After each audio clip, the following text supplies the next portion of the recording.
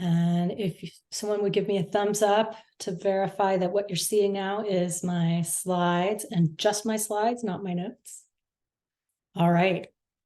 Well, welcome, folks. I'm happy to welcome you today to today's proposal development workshop presentation, which is on persuasive proposal writing. My name is Eva Allen. I'm a senior proposal manager here at ASU in KE's Research Development Office. I'm fairly new to ASU. I joined in February, but I'm not at all new to research development, and I've been in the world of writing and rhetoric even longer than that. In fact, my undergrad specialization was in writing, tutoring, and rhetoric. So this has been a fun refresher for me to dive into this material again. The past couple of years, Faye Farmer's given this talk. And so today, instead of trying to fill her shoes, I'm going to point you at her video.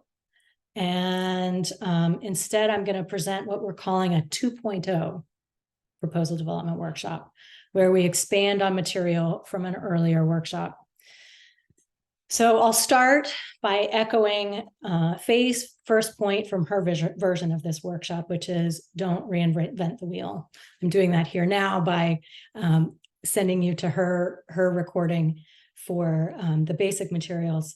But also there's so many resources available for you out there online and in books and in your colleagues. And most important for our purposes here today, you can access the 2022 version of this workshop at this link, or by proceeding through funding.asu.edu, which is RD's website, and then pulling down events and networking to videos of past events. So just as a quick refresher, / teaser, I'm going to recap a few main points from that workshop. And the first one is the lead up to being persuasive is not being tossed out of the pool. So you need to be compliant with the agency's requirements. We have a PDW that was presented just a couple weeks ago in late October by Megan Blees and Kaushik Balakrishnan, again, from our videos collection here on the RD website. You also have to know your audience well. So you need what you're presenting in your proposal, you want to make sure aligns with what your funder wants to fund. And again, we have a PDW that addresses this. This one was presented back in August by Keith Aspinall, Haley Bohall, and Catherine Chen. And you can find it as well in our lineup. And finally, we get to this persuasive piece, which boils down to people have got to read your proposal. So you want to make it as readable as possible, which involves laying out your argument in a logical way. And last year's workshop recommends a couple of resources for logic. And then the next suggestion is to use clear, easily understandable language. And again, the workshop has several tips and ideas on this, and I'll go into a bit of depth in this issue of clear writing and clear thinking a little later this hour. So including the importance of understanding the differences between a proposal and an academic manuscript is one of the topics that was presented in the 2022 workshop. And I'll just sort of highlight here that a manuscript is sort of technical. It's telling you what you did and what happened. A proposal is intended to be much more persuasive. Topic of the talk today is persuasive proposal writing. And it's not quite sales and marketing, but it's really trying to convince your reviewer that it's important to do what you're asking for money to do. And you want to convert them into an advocate for your plans so that they actually help your proposal get through the review and selection process. And I'm not moving slides. Here we go, which finally brings us to the topic of today's workshop, persuasive writing. And again, last year, the workshop focused on two aspects of persuasive writing. First one was using an active voice, which creates a connection with the reader and reminds the reviewer that you are at the center of what you're proposing. And I'm realizing that there are a ton of animations here. So we're going to just go through those quite quickly. And then the second aspect from the old proposal, the old workshop, was leading with the benefit, which means that you present the features, advantages, benefits, and differentiators of your proposed work, with the benefits for the funder up top, followed by the rest of the information or argument you're making. And there's a handout that went with last year's workshop that we'll push out again in the materials that we'll send out to everyone who registered for this workshop that helps you walk through planning your own benefit statement, a win theme. And this approach scales from the sentence level of writing a win theme sentence all the way up to the proposal level, where you can sort of repeatedly put the benefit at the top of a section, and you can structure each section and proposal like this. And finally, this lets me segue into a couple of new aspects of making writing persuasive, the first of which is reader expectations. So this is all about making your language clear, back to that fish swimming earlier, by helping your reader to follow your writing. The expectations of the reader are explained in thorough and very clear detail by George Gopin and Judith Swan in their 1990 American Scientist article, The Science of Scientific Writing. We'll try to, I have this reprint to include in the participant materials that we'll send out after the webinar. And as a side note, this article has consistently been American Scientist's most accessed article since 1990. And it's gotten so much attention that even Michael Crichton has opinions about it. He wrote this letter that you see on your screen here to the editor in 1991. And then Gopin and Swan replied. And I have that as a PDF. I won't send it out, but if people are interested, you can reach out to me about that. So back to work. Similar to the way that in Workshop 101 last year, walked through recommending a particular order to present the features of an argument with the benefit top-loaded, Gopin and Swan recommend a particular order to the features within a sentence in order to comply with the tacit expectations of a reader, at least in the English language, and I'll put that as a disclaimer. And these include that the structure of the sentence is expected to start with the subject. Whose story are you telling? And then be followed very closely as possible, by the verb. So placing the person or thing whose story is being told at the beginning of the sentence creates a topic position. And then you articulate the action that's happening to that topic or by that topic in the verb location. And then you place the information that you want the reader to focus on in the stress position at the end. And this sets up a narrative pattern, which is sort of a story pattern, where it allows your reader to get the information they want to see in the order they want to see it, whether they really know that consciously or not. So each time they're asking, whose story is this? What are they doing? And what should I know about it? So you place old familiar information at the beginning of a sentence as the action in the sentence, as the actor, and the new information that you want the reader to focus on at the end in the stress position. And this works within a phrase or a sentence or even at a paragraph level. So each discrete syntactical unit of meaning has its own actor, action, and stress position. And I articulated that as a syntactical unit of meaning. I didn't articulate it very well. Because it doesn't have to be at the sentence level. You can have multiple phrases within a single sentence that each have a subject and an action and a stress position. And what this allows is to sort of draw the reader through long, complex thoughts within a sentence and between sentences through a section.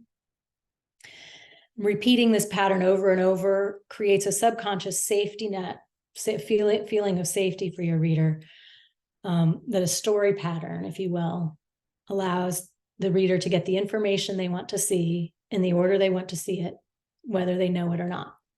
So each time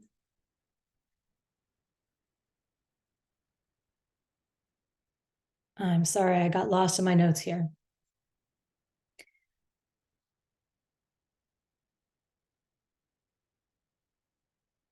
So doing this consistently creates trust for the reader so that they can more securely focus on the content you're presenting, because they're not struggling to decide how to interpret what you're reading.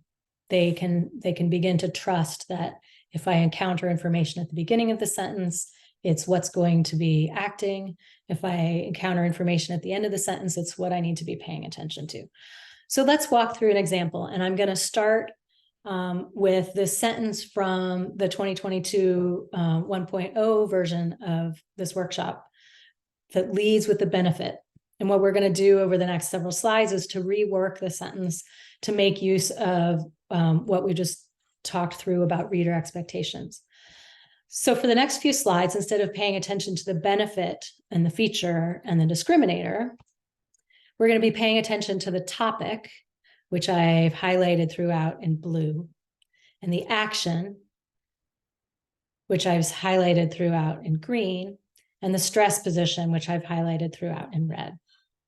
So let's take a look at this sentence from the perspective of reader expectation. So whose story is this? It's we, which is sort of lame. What is we doing? We're expanding access and use. That's still clear. Our benefit is up top. And what should I know about it? The stress position tells me that what I should be paying attention to about it is that our team is interdisciplinary. Is that really what we want to emphasize? To me, having a special technique seems to be a more interesting feature to promote to the reviewer than that there are biologists and medical professionals working together on the team. So let's try putting that part in the stress position by making the team into the actor instead of we. So rearranging the order now to meet reader expectations, we get the team up top. It's the same text. We still have our green benefit as the action. But now the true actor of the sentence is in the topic position, and the discriminator are what we decided was interesting. The spectral imaging techniques we developed is in the stress position at the end. But what if we want to actually focus on a different part of this? What if there's a different bent that's actually the most important thing we want the reviewer to understand? Our discriminator, to call back to my recap of last year's workshop. So perhaps instead of the techniques, and after all, this team has already done that work and we're asking for money to do new work. So maybe instead of the techniques, we want to emphasize that the proposed work is going to impact a particular type of researchers. Archaeologists and historians are not often impacted by the work of biologists and medical professions. So maybe that's the cool part. So here's a pretty minor tweak to the second half of the sentence that moves the archaeologists and historians into the stress position. Sorry. Give you a second to look at that difference. So instead of by adapting the techniques at the end, we just flip it around. So I'm going to throw a bonus skill in here. Gopin and Swan advocate creating the separate syntactical unit for each discrete thought. And I mentioned that just a moment ago. So we can split this sentence into two separate thoughts with a comma and add a second stress position for the team's spectral imaging techniques, which after all is still pretty cool, even if it's not the new work of the proposal. So I've loaded that up front. It has its own stress position there with red. And then we have our actor and our benefit and our new stress position at the end. I'll point out here that I'm not particularly arguing that this sentence is optimal. In fact, if we went back to the 1.0 workshop material, we might find that this sentence is really sort of undermining the positioning recommendations about where to place the benefit, because as you can see, the green is 3/4 of the way through the sentence now. But the takeaway here is that we can organize the same words and ideas in different ways depending on what we want to convey to the reader, which gives us a lot of power over which pieces of our information the reader is focusing on, and therefore how they're understanding our argument. So to close out the reader expectation sections, I have 2 Gopin quotes. I'll give you a second to read this one. I just talked about how you can use the order of your wording to have power over your reader's understanding. But what about this idea of having power over your thinking process? One of the more gripping arguments Gopin and Swan make, in my opinion, is that paying attention to the placement of old and new information can reveal where a writer has neglected to articulate essential connections, actual holes in the argument or thought process.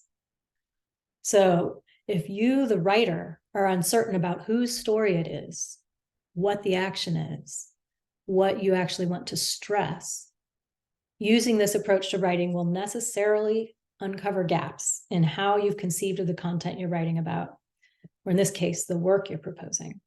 So it can be very powerful for you as a writer in your own thought process, as well as controlling how the reader is perceiving it. Okay, so I've just scratched the surface of Gopin and Swan's extensive work on rhetorical writing. But to tie up this section, I'll encourage you to take a look at the reprint of the 1990 Scientific American article. We'll be sending that out afterward.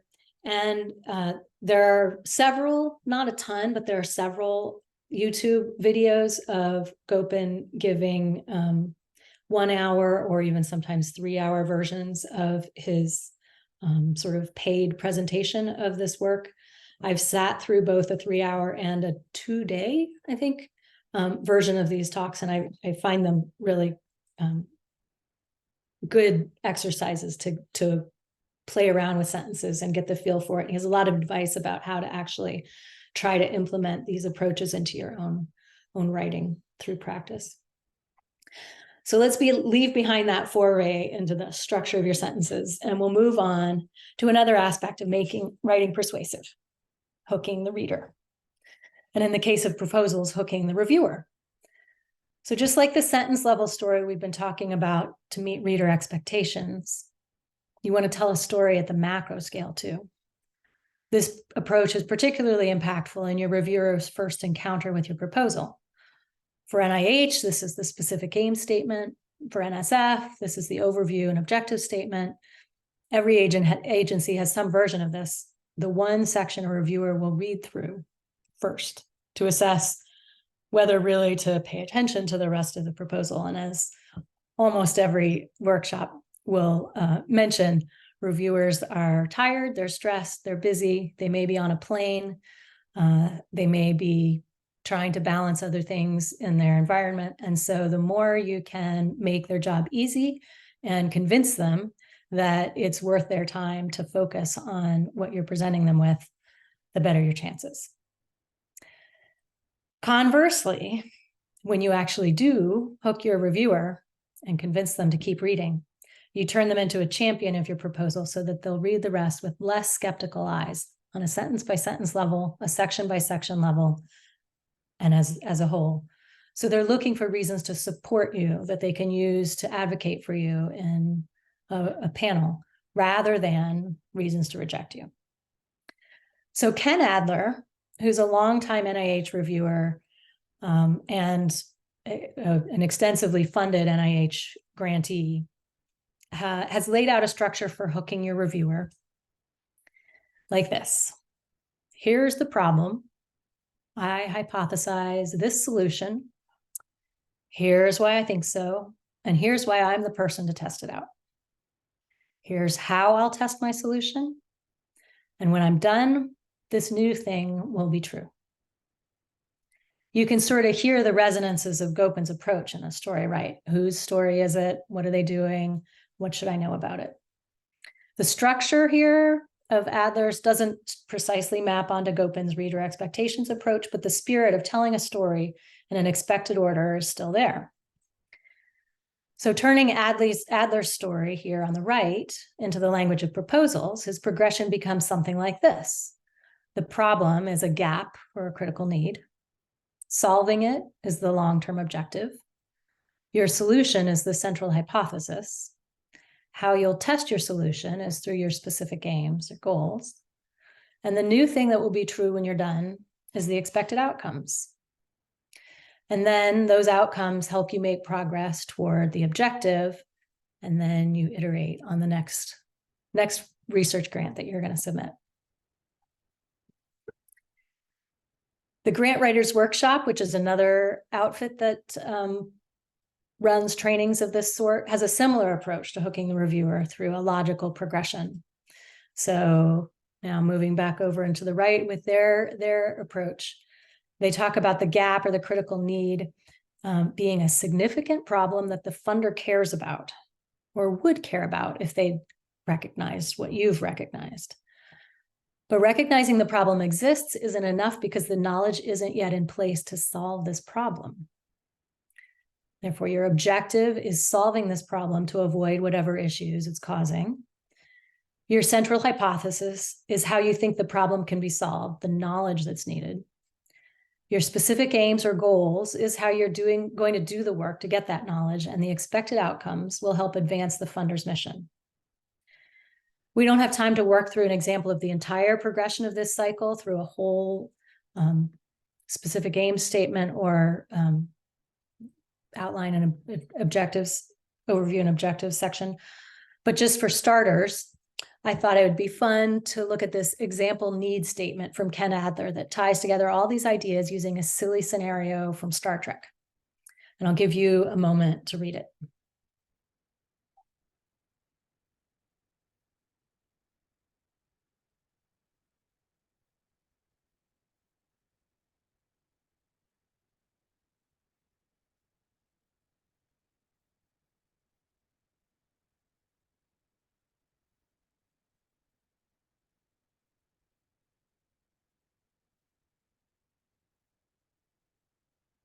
All right. So you can find the problem, going back to our structure that we were just talking about. The problem is the destruction of starships. You can find the relevance to the funder, which is losses to the Federation. You can find the knowns, which are consumption behavior and hypnotic affect in the tribbles.